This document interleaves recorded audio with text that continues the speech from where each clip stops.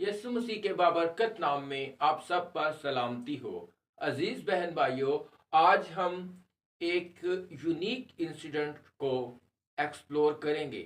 ये इंसिडेंट वाकया दर्ज है मुकद्दस मत्ती की अंजील के 8वें बाब की 5वीं आयत से 13वीं आयत तक। तो एक दिन खुदावंद यीशु मसीह गलील के एक शहर कफरनहूम में थे और बड़ी भीड़ उनके गिर्द जमा थी। कुछ लोग तालीम पाने की गर्ज से, कुछ शिफा और कुछ मोजजात देखने की गर्ज से आए हुए थे।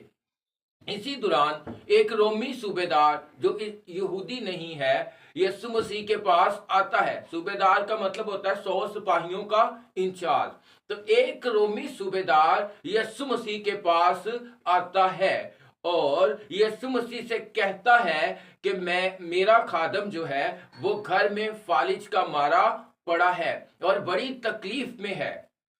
वो यकीनन अपने खादम से बहुत प्यार करता था।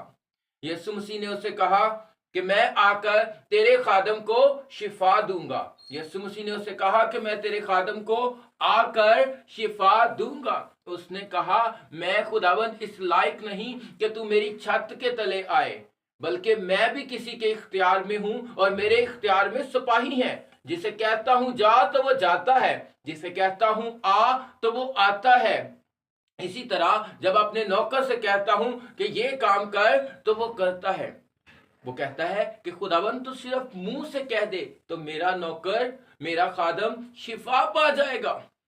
यीशु मसीह ताज्जुब करते हैं, हैरान होकर भीड़ की तरफ देखते और कहते हैं कि मैंने ऐसा ईमान इस्राएल में भी नहीं पाया। मैंने ऐसा ईमान इस्राएल में भी नहीं पाया। और यीशु मसीह उसकी तरफ मुखातिब होकर कहते हैं कि जैसा तूने इत्काद किया तेरे लिए वैसा ही हो। और लिखा है कि उसी घड़ी उसके खादम ने शिफा पाई। तो सीख क्या है? सीख ये है कि यीशु मसीह मजहब बदलने के लिए नहीं बल्कि दिल बदलने के लिए आए थे।